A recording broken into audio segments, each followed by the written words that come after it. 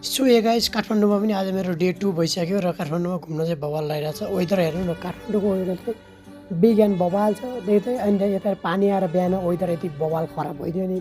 उतिखेर weather कस्तो हुन्छ, उतिखेर गर्दा कस्तो त पत्तै चल्दैन। सो हेलो गाई, कस्तो छ तपाईँहरू? म पनि निकै आरामै सन्चै आरामै छु। 0 देखि 1 लाख सब्सक्राइबर र फलोवर पुग्नेको आज 15 पनि भइसक्यो र काठमाडौँमा आएको मेरो डे 2 पनि भइसक्यो।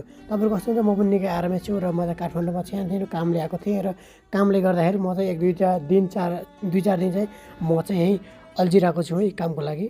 धेरै साथीहरू मलाई सोध्नु भएको थियो कि किन आएको, कसरी आएको, भनेपछि हामीलाई त केही खबरै भएन। र मेन तपाईँको अर्को फेसबुक च्यानलमा, अर्को चाहिँ युट्युब च्यानलमा भिडियो चाहिँ किन आउँदैन, कसो आउँदैन भन्नुभएको चाहिँ मलाई धेरै चाहिँ भन्नुभएको थियो। अर्को फेसबुक विनोद भण्डारी ब्लग चाहिँ मैले चाहिँ मतलब सस्पेन्ड भएको छ, त्यही भएर म चाहिँ यसमा ब्लग नहालेको र विनोद भण्डारी च्यानल चाहिँ अर्को नयाँ खोलेको। त्यसपछि यो च्यानलमा तपाईँले प्यार दुलाल जो मोहब्बत जो दिनुहुन्छ यहीमा चाहिँ दिनु होला। र म काठमाडौँ आएको चाहिँ भएछ यसपछि म दिनकै म काममा हिँडिरहेको छु र मलाई त 1 सेकेन्ड पनि फुर्सद छैन र काममा हिँडिरहेको छु र ब्लग पनि धेरै लेट आइरहेको छ। त्यसको लागि आई एम सरी।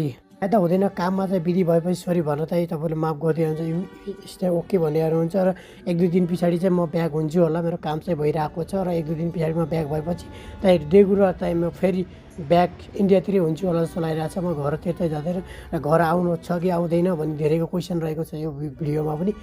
र म घर चाहिँ म अहिले त फिलहाल चाहिँ म जाँदैन, 1-2 दिन चाहिँ म काठमाडौँमै छु। अनि म काम भइरहेको बित्तिकै चाहिँ म निस्किहाल्छु। यो चाहिँ गुम्बा हो, गुम्बा हेरेर चाहिँ यसो गस्यौँ। त्यसपछि हामीलाई हिँड्दा भोक लगाएर 2टा भयो चाउचाउ ल्याएर चाहिँ चट्ट पकाएर भात सात बनाएर भान्जा र म थियौँ। भान्जा त उता बस्नुभएको छ, म चाहिँ यता बसिरहेको छु, चन्न खाइरहेको छु। च्यानललाई सब्सक्राइब एन्ड फलो चाहिँ गरेर चाहिँ नभुल्नु होला। आजलाई यतै ठाक छ र टाटा बाबा।